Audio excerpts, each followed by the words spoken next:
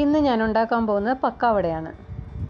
അതിൻ്റെ ഇൻഗ്രീഡിയൻസ് കടലമാവ്, അരിപ്പൊടി, മുളക് പൊടി, മഞ്ഞൾപ്പൊടി, കുരുമുളക് പൊടി, അരിമോദകപ്പൊടി, എള്ള്, വെളുത്തുള്ളി, ഉപ്പ്, കായപ്പൊടി, കരിവേപ്പില. കടലമാവിലോട്ട് ഞാൻ ചൂടാക്കി വെച്ചിരിക്കുന്ന 1 സ്പൂണ് എണ്ണ അതിലോട്ടിട്ട് ഇളക്കുവാണ്. എല്ലായിടത്തും നന്നായിട്ടൊന്ന് ഇളക്കി അതിനുശേഷം അതിലോട്ട് അരിപ്പൊടി ഇട്ടു.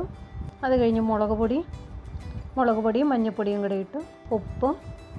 അപ്പോൾ ഇതെല്ലാം കൂടി ഒന്ന് നന്നായിട്ട് ഇളക്കിയതിന് ശേഷമാണ് ഞാൻ വെളുത്തുള്ളി പേസ്റ്റ് അതിലോട്ട് ആഡ് ചെയ്യാൻ പോകുന്നത്.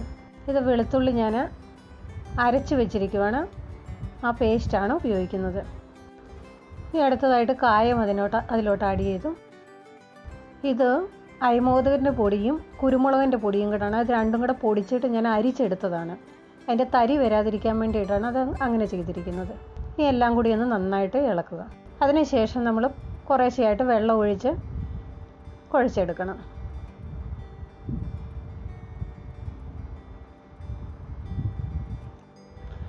കുഴച്ചെടുക്കുമ്പോൾ അതിൻ്റെ കട്ടിയൊന്ന് നോക്കണം. വെള്ളം കുറച്ച് വേണം ഒഴിച്ച് അത് കുഴയ്ക്കാനായിട്ട്.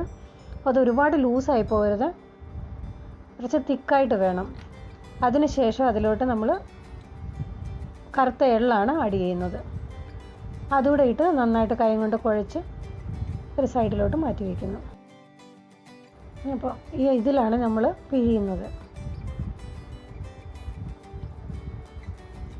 അടുത്തതായിട്ട് ഈ അച്ചിനകത്ത് എല്ലായിടത്തും ലേശം എണ്ണ പുരട്ടുന്നുണ്ട്. അത് സൈഡിലെല്ലാം പിടിക്കാതിരിക്കാൻ വേണ്ടിയിട്ടാണ്.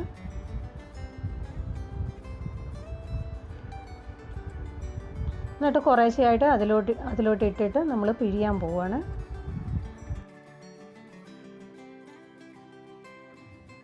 അപ്പോൾ ഇവിടെ എണ്ണ ചൂടായിട്ടുണ്ട്.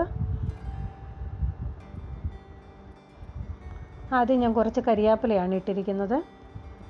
അതൊന്ന് വറുത്ത് കോരിയതിന് ശേഷമാണ് ഞാൻ അടുത്തതായിട്ട് പിഴിയാൻ പോകുന്നത്.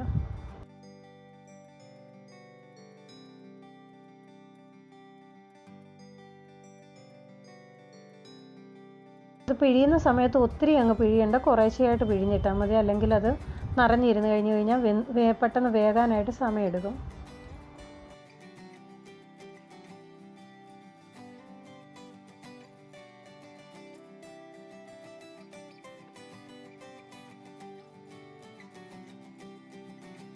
അപ്പോൾ ഇവിടെ നമ്മളുടെ പക്കാവട റെഡി ആയിട്ടുണ്ട്.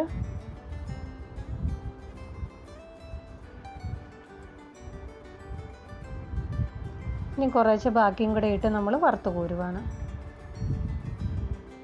അപ്പോൾ നല്ല ടേസ്റ്റി ആയിട്ടുള്ളൊരു പക്കാവടയാണ്. എല്ലാവരും ഒന്ന് ട്രൈ ചെയ്യണം, ലൈക്ക് ചെയ്യണം, ഷെയർ ചെയ്യണം, സബ്സ്ക്രൈബ് ചെയ്യണം.